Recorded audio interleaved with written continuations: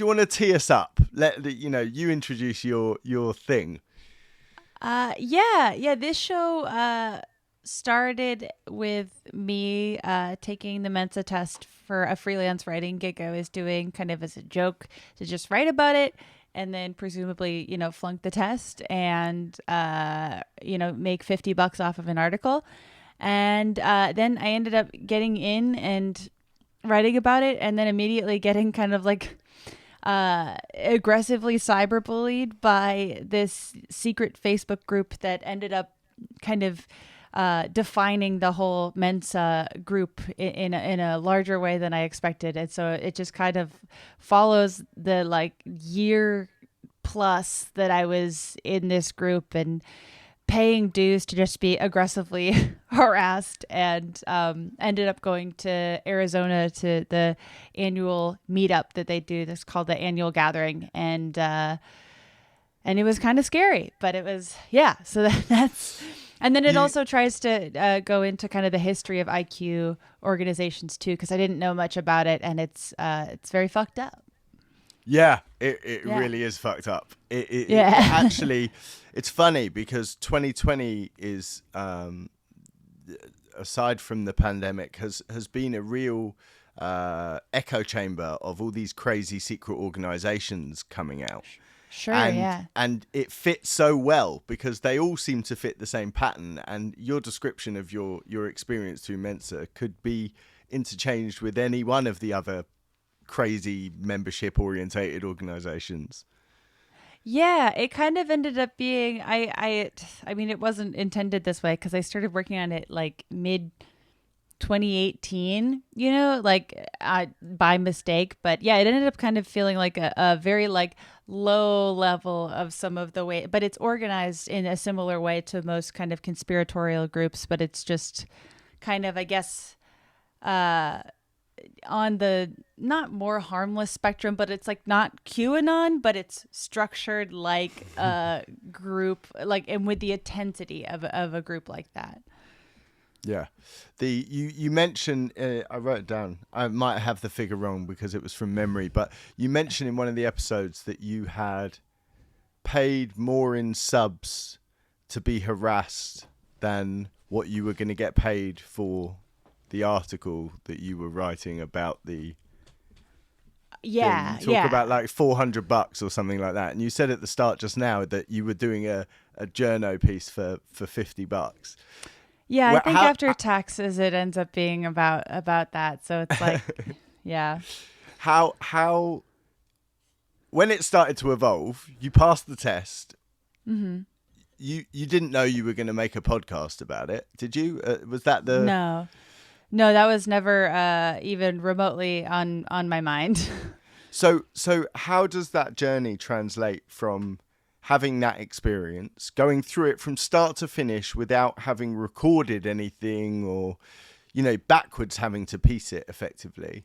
When you'd finished the experience, at what point did it go, we're turning this into a pod, or were you approached, or did someone buy the article? What was the... No, it was just kind of like because I had only written about it up until then, I don't know, I'd had like a weekly podcast for years, but it was not, this style. It's called, like, I do a show called the Bechdel Cast where we talk about a different movie every week. And I wasn't even kind of thinking in that area, I guess, of production. And I originally thought, okay, I'll finish it and then I will write a piece, and then I'll try to sell the piece somewhere for hopefully more than $50. But when I did that, it just ended up being like this kind of strange length that like wasn't book length, but also was not article length. And I sat on it for a little while and I just like wasn't really sure what to do with it. And then I asked like a friend for advice, and she was just like, oh, well, can't you just record it? Isn't that like part of what your job is anyways? And she was right, because I already had like the equipment, and I kind of realized that like, oh, I could produce this. I mean, it took a lot of time on my part because I had to, do the editing and do all the stuff kind of myself, but I had the equipment already, and I knew how to do it. And so yeah, I started to sort of restructure it thinking of that. But I kind of basically the whole podcast is like a restructured version of a really long essay that I wrote in summer 2019. And then I just took a couple minutes turning that into 4 episodes. It's one of those that like maybe 10, 15 years ago might have been serialized in a paper distribution over we've got the story of Inside Mensa over the next 4 weeks, read about Jamie's experience in, they don't really do that anymore, right? No, I mean, or I don't know. It was kind of nice because I think that this way it kind of ended up reaching more people too, which I hadn't even really thought of I don't know. Yeah, like of podcasting as kind of like a more accessible medium than being like, hey, take 45 minutes out of your life and read. Like most people don't want to do that, understandably. So yeah. So you are you're an experienced podcaster in every sense of the word. You've got the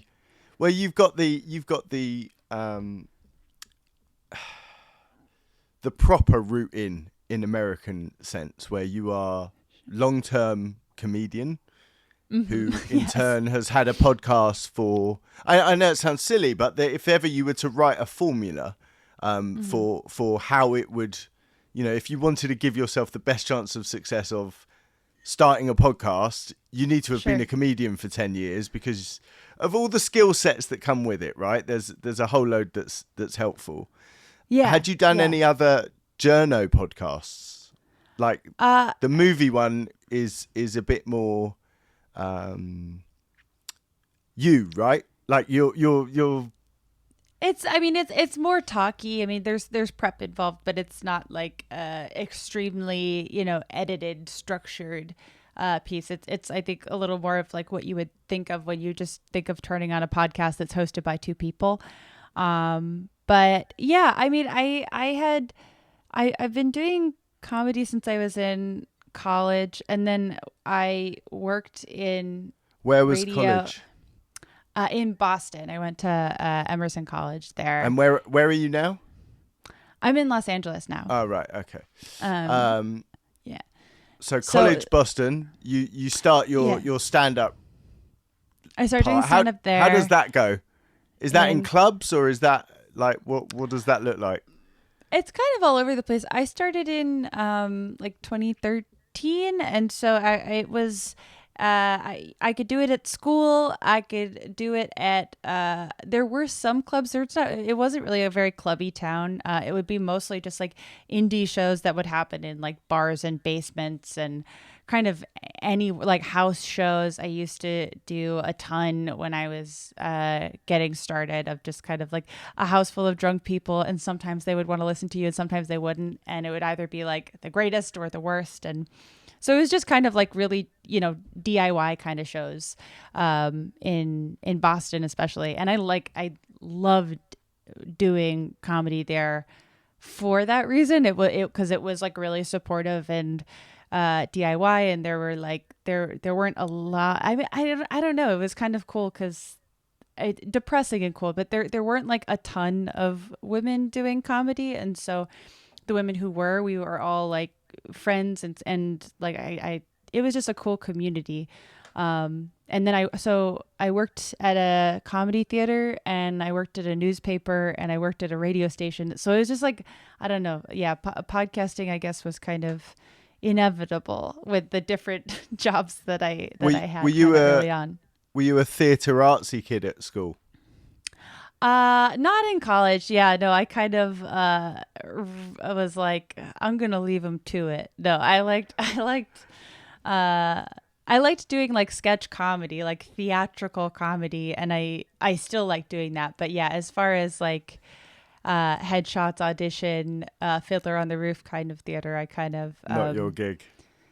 It's just almost anyone could do it better, and I recognize that.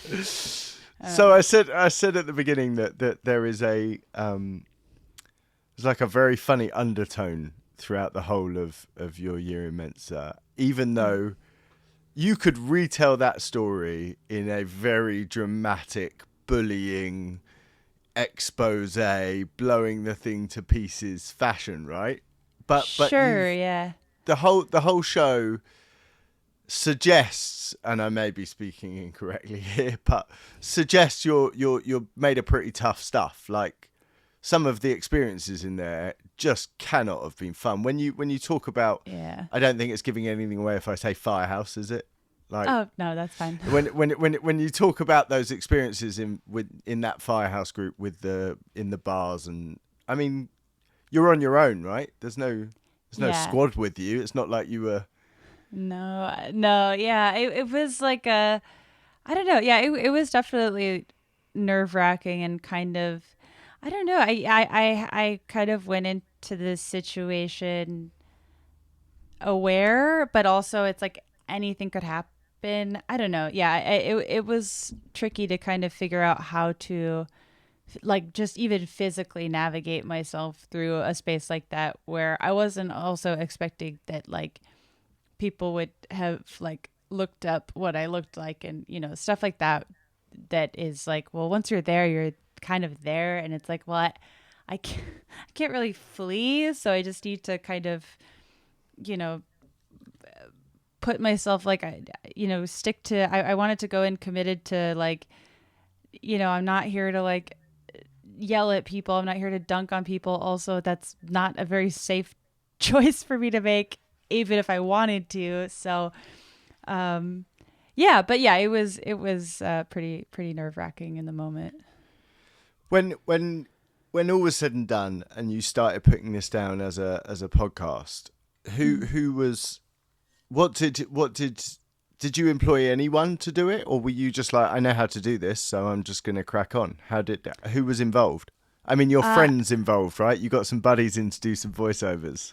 Yeah. All my friends who I have done different podcast stuff with at How Stuff Works, they were super kind to I just like sent them a Google Doc of like, can you read these 6 or 7 things? And they were all great and sent it to me. But yeah, I didn't know if it was going to work, and I didn't have really like money to make the show with. So because I had thrown all of my savings into a different show I was working on.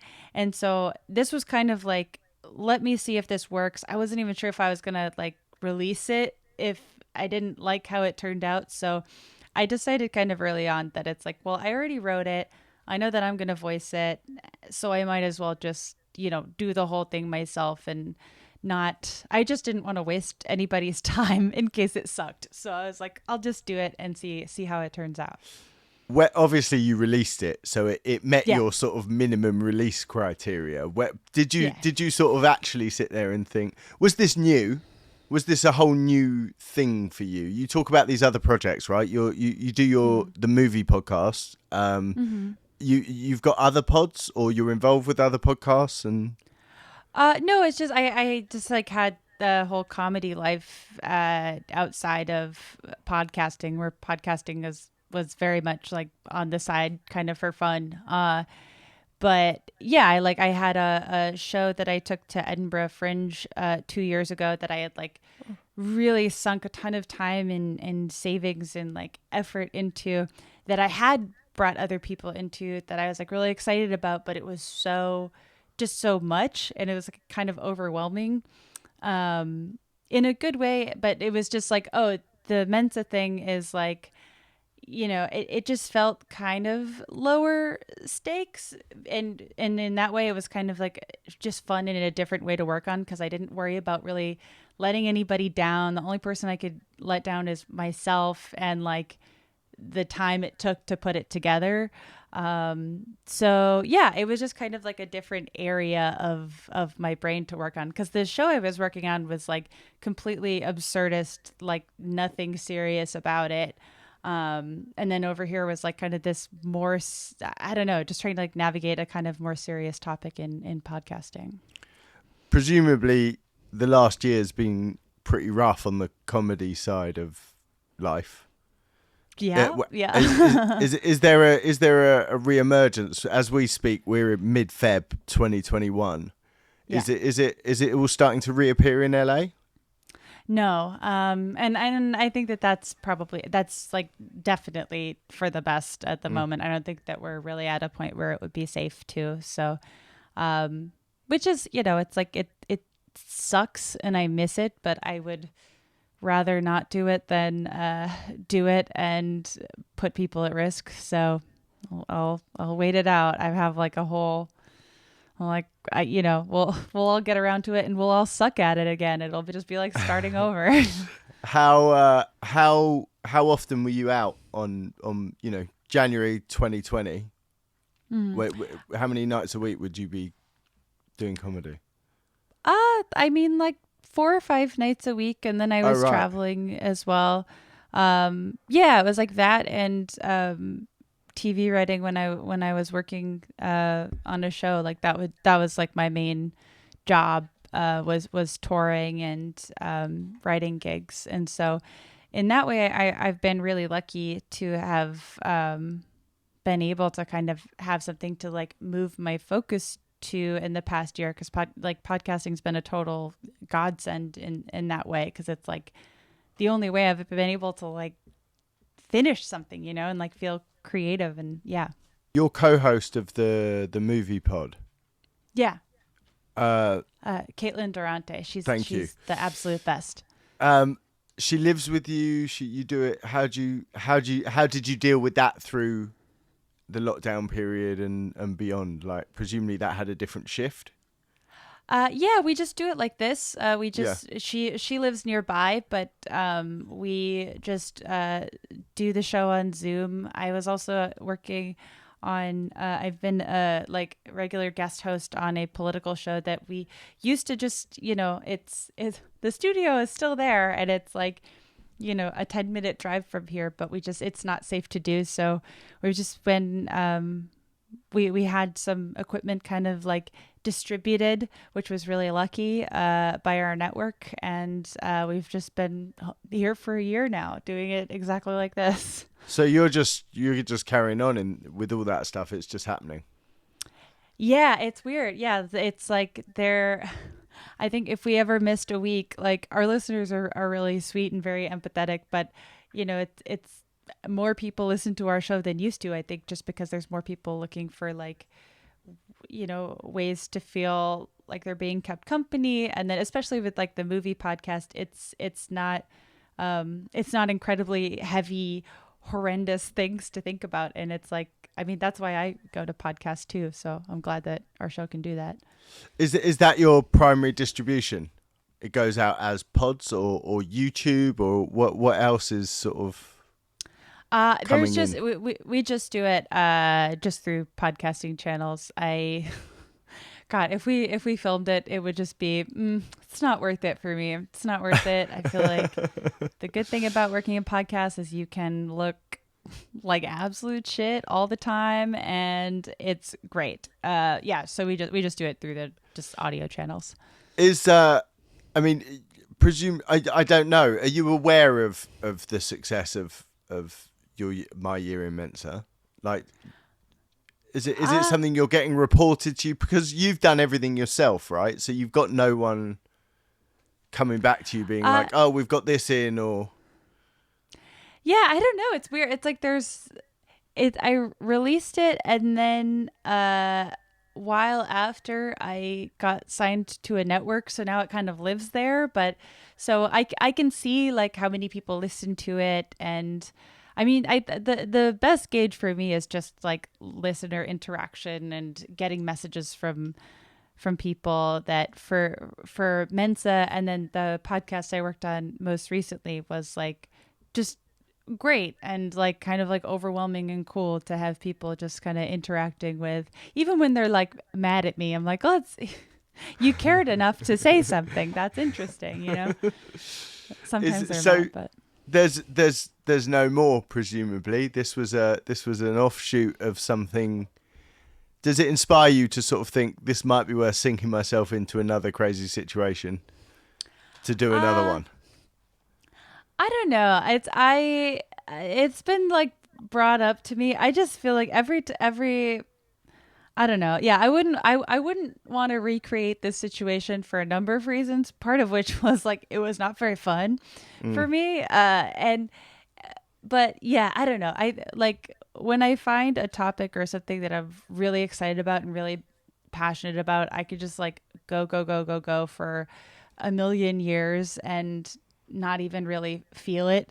But I would never want to force it. I would rather wait, years and have another good immersive story present itself than try to push something.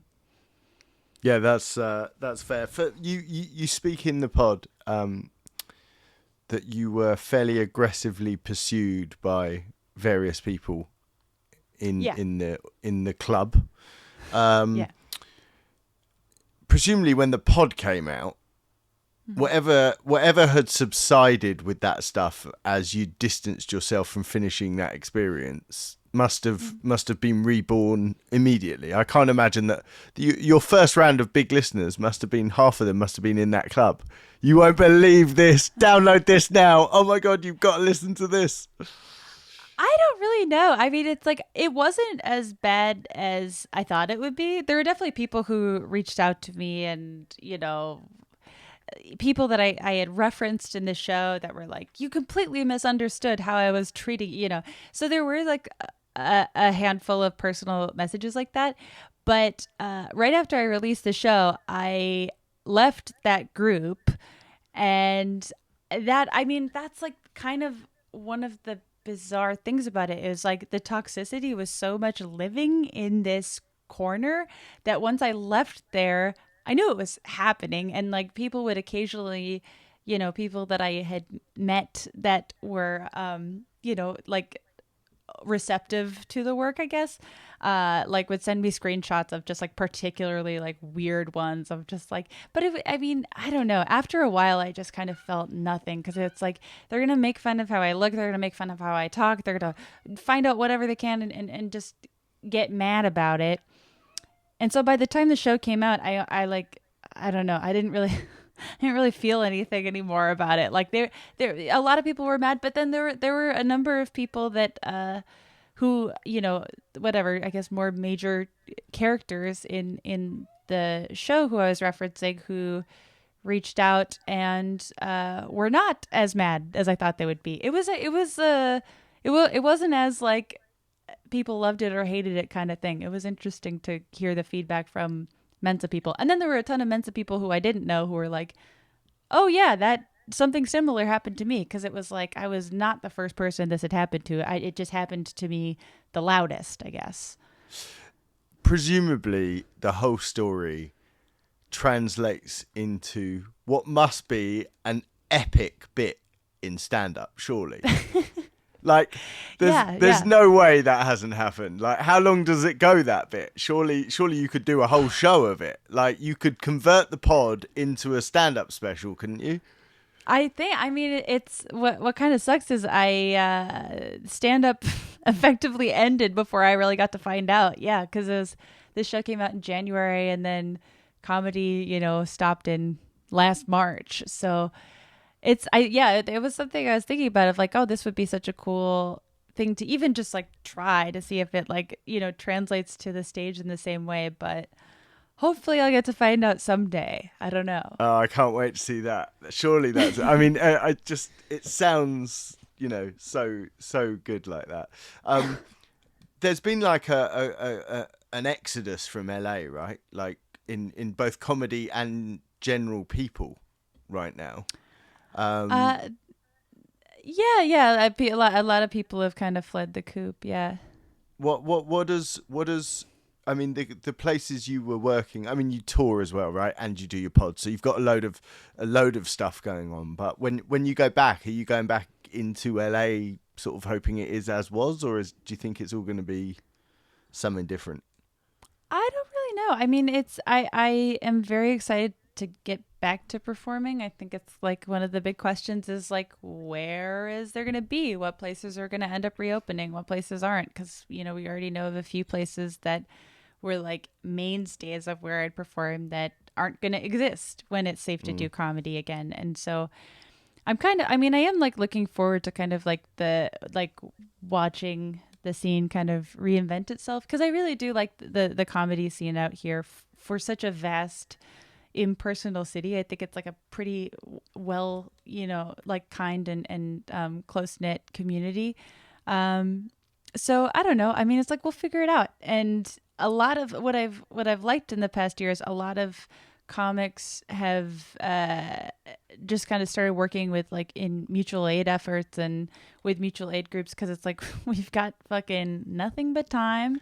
And it's been kind of nice to get to know comics who I only knew, on, off stage in kind of this new context, because a lot of us have kind of been reallocating some time there. So I don't know. I can't let myself think about it too hard because it makes me sad. I'm sorry. I miss it. That is not the idea. No. It's. I'm looking forward to it. Yeah, I have faith that there'll be stuff. But the good thing about LA is, like, barring all else, it can just be somebody's backyard, and it will usually be the right weather to throw some shit up in someone's backyard. So we might just be back to one on backyard shows, which isn't the worst thing either. I was like, all right, fine. There's you can feel bubbling this, like, there's a whole load of creative people that have been locked up for a year who are used to finding outlets for that creativity, and podcasting obviously has exploded in the last 12 months as a result of it. But presumably there's this whole new thing coming. Like, as soon as we're out of this, there must be just so many comics who are feeling like it's been a leveler in the city, that everyone, you said at the beginning that everyone's back to the beginning and no one's got any stage time in and all that sort of stuff.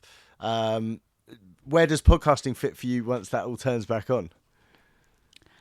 I don't know. Probably it was probably where it does now. I think I've had more time to work on stuff in the past year in the podcast space, and I like, as much as I love podcasting, I do hope that changes. I miss talking to audiences and talking to people and touring and all that stuff. So I don't know. I just finished working on a really detailed, serious podcast about Lolita, and so I will probably not take on another project that large anytime soon, because Stop I'm just there. hoping. How what? Where did that come from? That was kind of like my quarantine project. Was okay. I started working with, or I'd been working with a network, and they were looking for, I mean, they're just like, how to make a show, with a small team. And I had a small team this time, which was great. Pitched us a couple of ideas, and I was really fixated on the book Lolita when I was a kid, and I didn't understand what it was about. And so I decided I was going to make a show about that, and just kind of like piecing out how misinterpreted it's been in pop culture since it's existed. And so I took, I finished earlier this month, but it took like 4 or 5 months to put it all together. And it was like, I mean, not very funny. Is it a series? Yeah. Of how many bits, when, where, how, what, all that stuff. I think the whole, it's like 10 or 11 long episodes. It's like the whole series is like 15 hours. Yeah, it's pretty long. But it's just like something that I don't know, like kind of like Mensa, but in kind of a different genre. It was like something that I was like, I think I could do this if I, had the time, which in quarantine I did, and like just kind of the interest and passion about the topic, and then like an editor and a producer that I trusted, because that's kind of like not where my strengths are, and because that all kind of came together at the right moment, I just kind of dropped everything for like 4 or 5 months, and we just like did it. So amazing. I mean, you do a lot. I like to. A lot. I don't Like you like. do. I don't like. How saying- often is the news pod? How often is the news pod? The news pod. I just guessed on that, so it's like once a week or so, and then we've got the weekly podcast. So that's depending on how much we're recording, usually once a week. And then I'll work on like my own kind of side project that's always on kind of a different schedule depending on where everything else is at. Have you always got something going on? Have you always got a project? Yeah, that's the only way I can kind of function because I can't sit with energy very well. I think everyone in my life is happier when I am working on something. So the big serious one. I keep coming back to podcasting. I understand completely that there's a whole world of you. We're talking pods. It's good. Talking pods, right? Exactly that. The new one. When's it come out? How'd you get it? When's it releasing? I just finished releasing it. It was coming out between November and February. So it was just coming out once a week for 10 weeks. It was on the iHeartRadio network. And so now it's just like as of 2 weeks ago, it's out. It's done. But presumably still available from all good podcast players and all that sort of stuff. Yeah. I wish I'd known that. I'm so sorry because I should have crammed it and come back to you. You do not need to listen to a 15-hour podcast. It's fine. So this brings me on to, do you listen to anything or are you too busy making everything? Yeah, I listen to stuff. It's like I have like a few weekly podcasts that I usually listen to, and then I do like the reported kind of limited series podcast format too. So I have my go-tos. What are your weekly go listens, or you don't want to tell me? Oh no, I genuinely love like pop culture podcasts. So I listen to Keep It and Who Weekly. Those are like my gossip pods. Keep It isn't really a gossip pod, but it's like I really like it. And then there's a local. I love Los Angeles like local stuff. So there's a podcast called the LA Pod that I listen to. And then for series, I kind of just like listen to them on recommendation, but I love like You Must Remember This and You're Wrong About are like classics. They don't miss. So I listen to them anytime there's new episodes. No comedians? There's not really, because I don't know. It's the same. I don't like watch a lot of comedy stuff either. I don't know. It's like I end up psyching myself out. But also I think all of the podcasts, like they're all pretty funny. Like Keep It is hilarious, and there's they're comedians. And so I don't know. It's like I don't know. It's a mix. Yeah. So you now record everything from where I'm talking to you as we sit. Yeah, this is just my bedroom. And this is your studio gear? Yeah, it's okay. just a Zoom mic in my bedroom. When you did the Lolita podcast, obviously that is a completely different tangent to anything that we've talked about thus far. Yeah. You keep saying, no, I'm not doing another one. Well, you just did another one. Well, when you were talking about, so they keep popping up. It seems to be a good outlet for you. I mean, obviously I'm going to sit here and highly endorse podcasts. It'd be kind of stupid if I didn't. Do you see any of it? Like, we're seeing a completely new world of media. You've clearly grown up professionally in a very fast evolving media climate, right? Everything's changed since you started doing comedy to now, right? From Boston to here, it's a whole different thing. Totally. The pods, presumably the TV networks who I'm not going to bash, I'm sure many of them employ you in different forms, so I wouldn't even rope you down that path, but They're getting very lazy when it comes to creating and writing and all of that type of stuff. And it seems to me it's going to be a matter of time before they start plucking their way through the serialized podcasts and start going, well, there's a 4-parter right now. We can put that on in it's done. The audio's done. We just got to put pictures to it. You know, you write for TV, right? You write. You said you do what, on shows or on, how does that? Right. Yeah, I've written mostly on cartoons for like adult animation is mostly where I've worked. Oh my God, like what?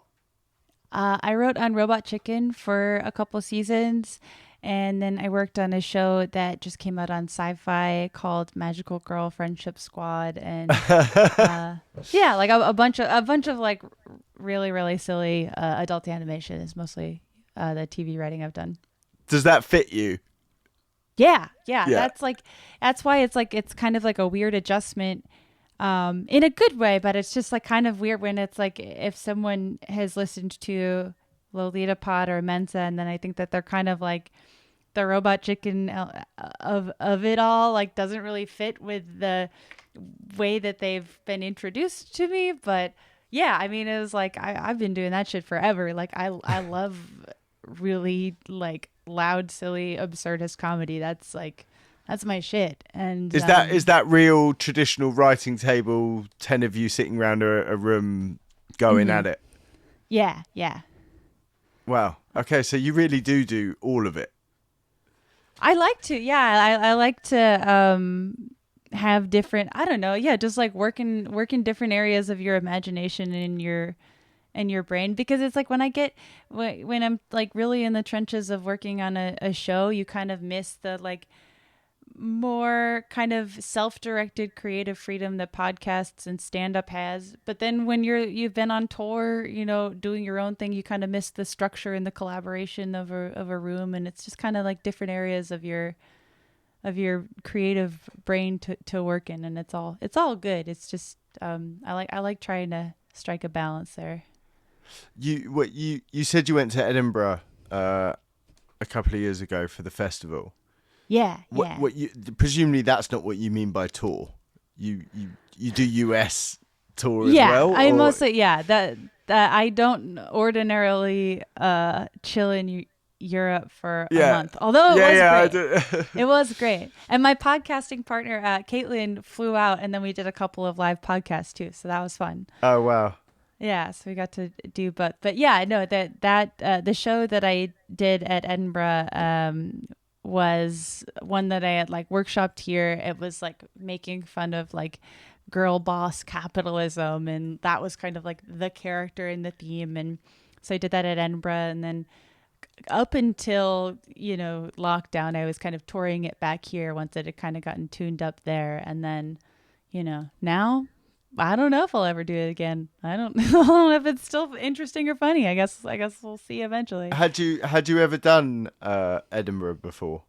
Or was No, it was my first time. I'm so glad that because I was like, I don't know. I got in very last minute in 2019, and I'm glad because of like, I don't, you know, who knows when I'm going to get the chance to do something like that again. So I'm glad I got to go that year. You have so many sources to pull from all the different writings, all the different types of shows you do, all the different output deliveries you have. You must be constantly changing what's coming next. I don't know about you. I find myself having 10 ideas. I'm running with 4 of them, and then one offshoots from one of the 4 of them, and I'm like, no, that's the one I'm now following. Everything else, get out of the way. Is that how your sort of creative output works?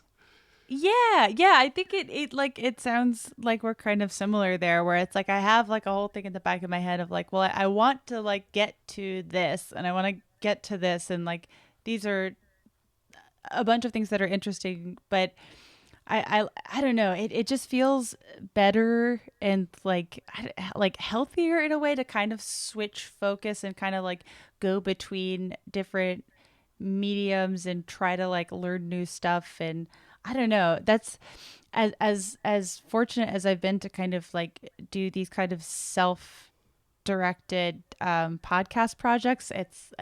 I would go. I admire the shit out of people who are radio journalists full time, because I would like, by the end of my last show, I was like, oh my God, I like need to be in a room or talk to a person. Like, it's just, I need the variety. But then like once you find like, oh, this is the thing I'm going to work on next, then you can just like, yeah, I'll everything else will kind of disappear, and then you'll get to it, is the great thing. It's like with the Lolita thing, like that was something that I had, written of like, I want to do something with how fixated I used to be on this, like, very dark, fucked up book. But I just wasn't sure, like the timing obviously wasn't there. And then I just wasn't sure what medium made the most sense. And then time passed and it kind of presented itself. And it was like, okay, cool. That's the thing now. When did the book first come into your life? Like, when you say you obsessed over it, what are you talking, like you sat and read it hundreds of times, or it occupied your thoughts, or like what was the... Yeah, I read it when I was 12, which it's too young, and I didn't understand the subject matter. It had been recommended to me by my favorite children's author, and so I was just like, right. I mean, but that's how so many people. I was kind of surprised, but it seems like every person who is like my age that was listening to the show was like, yeah, that's how I heard of that book too. Like Lemony Snicket recommended that book in like Nickelodeon magazine, which is just like, that happened at some point. And then a bunch of children went to read this book about like horrific abuse and had it presented to them as a love story. And like, it just, I didn't read it a million times, but it was like a book that I wanted to understand, but I didn't know how to ask any of the questions. And so I sort of, it says on the cover, this is the greatest love story of all time. And then I was really fixated on like, why? And then like, I don't know. And so it's just been like on my mind for 15 years. And I had a free 5 months to really think about it all the way through. All right, so let me ask you some podcaster type, social media, personal management type of questions, because okay. You've got all this spillover and crossover. How do you take a fan of, in my case, my Year In Mensa, and redistribute them to all of your other outlets? Because like your show, the Mensa show, right, is very much you.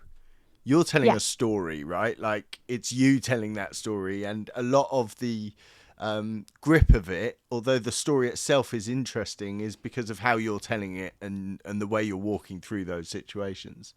I was like, cool, where do I listen to more of this stuff?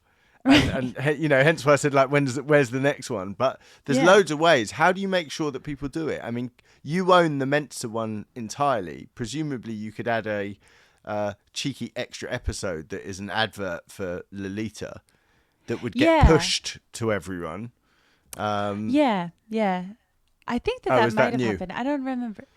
What? Because I didn't get that. That's all.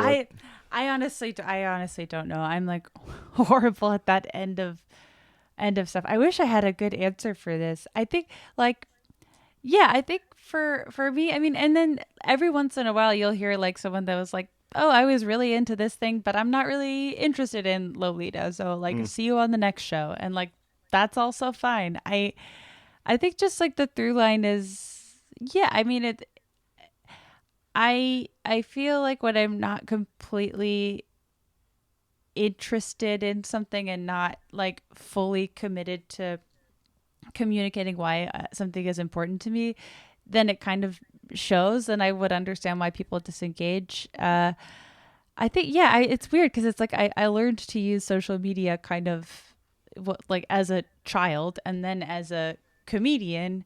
And so it's kind of fun to, I guess like it's not even like a thing that I'm like consciously doing, but something that I've just noticed is like, I tend to like tweet or post about things that I'm working on or interested in and kind of working out some thoughts just on social media, like long before a project ever comes out. So by the time a project does come out, it sounds vaguely familiar to people who like follow me online. And so like for Lolita, I was like, I think I started tweeting about it, or just kind of random thoughts I was having about the topic as I was preparing to do the show. So like 4 or 5 months before an episode ever came out, I was like talking about it because I was interested in it. So then by the time it came out, it was like sort of a semi-familiar topic that I would talk about to my audience anyways. And I guess I don't know this for sure, but I guess I would assume, because I felt the same way about other creators. So I was like, oh, I've heard this person talk about this. And now there's 3 hours worth of them talking about this. Okay, sure, I'll listen. Like, even if it wasn't something I was, naturally really drawn to. So I think that could be a part of it. I don't know. I'm kind of guessing. That was it. That was what I was saying to you, that I wanted to know where there was more of it available. Yeah. The whole who's the best person who's come to you and been like, I love that? Oh man.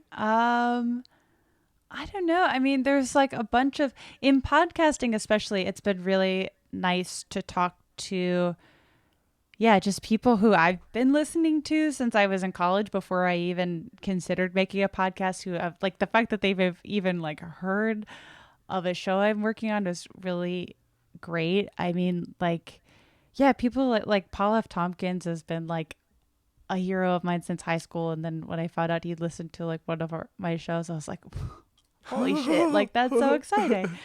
So I like, especially with podcasters too, it's weird. Like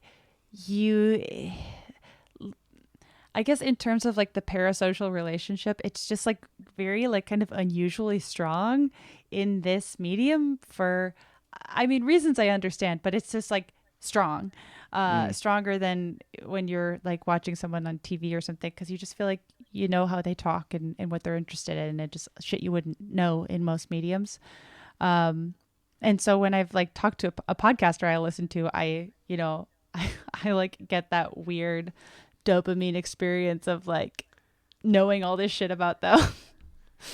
It's weird. And getting excited. Yeah, it's really weird. It's a weird thing. Obviously, I listened to you intently for a fixed period in the run up to us speaking. So obviously, I start this conversation knowing about you, like lots about you, without you being able to know anything about me. It's a really strange, it's a weird setup. It's weird. It's like neither good nor bad. It's just weird. Like, yeah, especially like having been on both sides of that interact, like it's just weird, and it's really strange.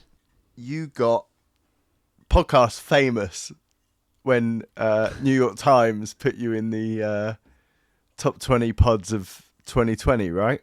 Yeah, that was a really nice surprise. I did not know that was going to happen. When did that actually get published? I think it was like towards the end of last year. It's like mid-December or something, which was like, so I don't know. It was really exciting, and it's weird because I, was really lucky to have any sort of win last year at all. But then also to have it happen and then just be like, okay, back to doing a dish, like. It feels kind of like it's so cool, and so I feel so lucky, and then also it doesn't feel kind of real because you're just existing in the same square footage that you normally would, and then you just got to go back to that day was kind of fun because my boyfriend and I like went to a Taco Bell drive-thru and we're like, this is great, and then we just went back to working on Lolita podcast because there's literally nothing else to do. Oh wait, so your boyfriend works with you? Yeah, for Lolita podcast, he edited the whole show, which was great. For me, at least, it was great because I tell me about that. If my wife was editing my shows, it would last about 3 minutes. We've like we met because he was a theater tech at a theater in LA. So we had like collaborated together before. We went to Edinburgh together, and he like designed all the tech for the show, and like he's just like incredible with like and very creative with tech stuff. And so it worked out really well because I didn't like really the reason part of the reason outside of like money constraints that I didn't like bring in an editor for Mensa was because I didn't feel like I knew an editor that knew my voice well enough, and that it could have ended up very strange if it wasn't edited by someone who at least sort of knew me. And he's an amazing, my boyfriend's an amazing editor, and obviously like hears me talk way too much. And so it worked out perfect because he knows, kind of how I like stuff to be produced, and he's really creative on top of that. And so, it was weird. I mean, it is funny too, where like you can just tell, like he'll be editing all day on an episode, and I'll at the end of the day be like, I miss you. And he's like, I do not miss you. I've been listening to your voice for 12 hours. Yeah. So, I think maybe easier for me than for him, but I was so lucky to get to just like, I don't know, editor and tech communication is like so important to me. And also it's just like good to have someone that I trust and who will also like tell me when something sucks, because I know that sometimes people are just like, I don't know you that well, I don't want to be like, this segment is dog shit. But it's like just nice to collaborate with someone who's like, this is not making sense, or like, you sound physically ill during this portion of the show, and he like can that. say that. Whereas you're going to get yes man by someone that you're paying a couple of $100 for half a day's chop around with. Sure. Yeah. Yeah. Yeah. So it ended up being good. Good. Look, I think we've certainly covered the bases of the first lot. I really hope there is I wouldn't profess to a New York Times level resurgence in listening to my Year In Mensa, but for anyone listening to this, if you've got this far through, I'm sort of assuming you may have already listened to it. But I loved it. I really did. I loved the whole thing, the story, the walkthrough, everything about it was great. I was really excited to speak to you. Thanks so much for having me. This is so much fun. No problem. What I'll do is I'll get the guys to do a full scrape on the Lolita show. I would be interested to know. Get them to send you the traffic reports from it, because it's cool. Different. It's not the same as the other ones. Yeah. Anyway, look, Jamie, thank you so much. I know you're cut off soon, and to be honest, it's late here. I'm going to bed in a minute. Yeah, I was like, oh my God, it's like 11 where you are. Go to bed. Yeah. So thank you very much, and thank you. Good to speak to you, and I hope we'll speak to you again for another pod soon. Yeah, I hope so. Great. Thanks, Jamie. Cool.